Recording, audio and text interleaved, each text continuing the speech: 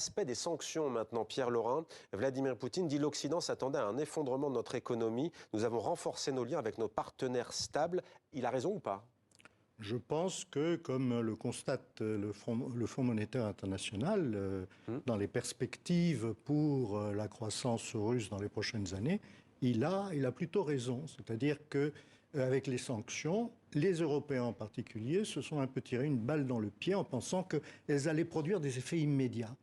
Et ils ont oublié qu'il y a 80% de la planète qui n'est pas occidentale, qui ne considère pas que la Russie a commis un crime abominable en envahissant l'Ukraine et que les relations économiques avec la Chine, avec l'Inde, avec d'autres pays que l'on ne soupçonne pas, par exemple en Afrique, en Amérique latine, en Asie, la plupart des pays d'Asie, même la totalité des pays d'Asie, n'admettent pas les sanctions et ne collabore pas aux sanctions occidentales. Il y a des produits quand même que la Russie se faisait livrer de Corée du Sud, elle ne peut plus. J'ai vu un reportage de confrères où elle allait en Biélorussie les chercher. Il y a toujours le problème, c'est que ce ne sont des entreprises qui livrent.